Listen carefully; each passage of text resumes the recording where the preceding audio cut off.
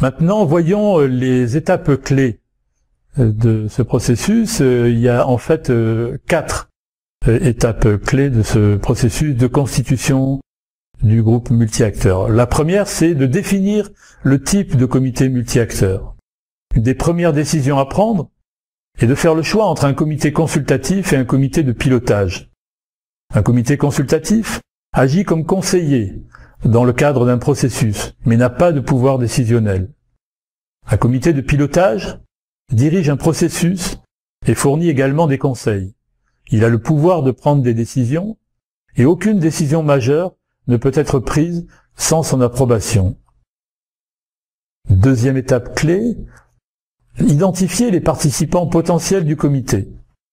Après avoir décidé du type de comité à mettre en place, l'étape suivante consiste à identifier les principales organisations et personnes avec lesquelles collaborer dans le cadre du comité multi-acteurs. Il s'agit donc maintenant de comprendre les types d'expertise, de collaboration et de soutien que vous recherchez, ce qui vous permettra de trouver les personnes et les organisations que vous voudriez avoir dans votre projet Making It Work. Troisième étape, mettre en place le comité, en s'assurant de l'adhésion des membres du comité. Un point de départ important dans la construction d'une collaboration avec les différentes parties prenantes est de s'assurer de leur adhésion. Il est essentiel de se renseigner auprès des différents membres pour savoir s'ils sont réellement en mesure de s'engager à participer à un comité ou groupe multi-acteurs. Tous les membres potentiels doivent donc être informés qu'ils devront y consacrer du temps, et il faut leur demander clairement si c'est de l'ordre du possible pour eux. Une fois que vous aurez une meilleure idée des personnes qui sont vraiment résolues à travailler au sein du groupe, vous serez plus en mesure de faire votre choix final.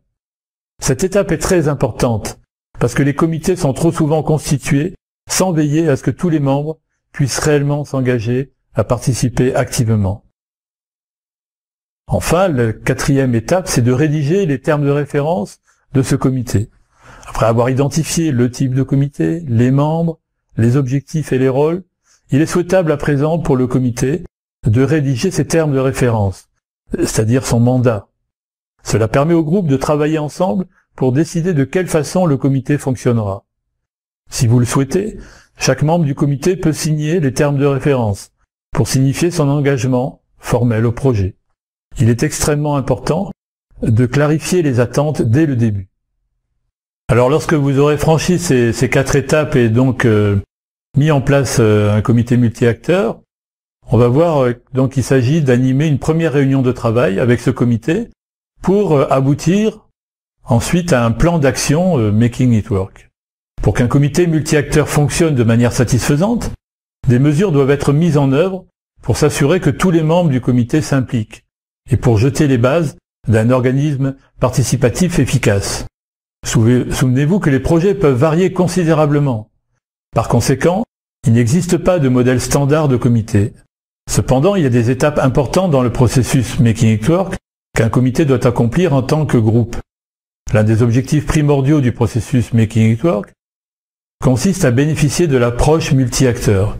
Il s'agit de renforcer mutuellement les capacités des membres du comité pour identifier et utiliser les bonnes pratiques fondées sur des données probantes, afin d'amener à un changement. Prendre en considération les étapes suivantes vous aidera à vous assurer que ce processus de mobilisation du comité est instauré de façon harmonieuse.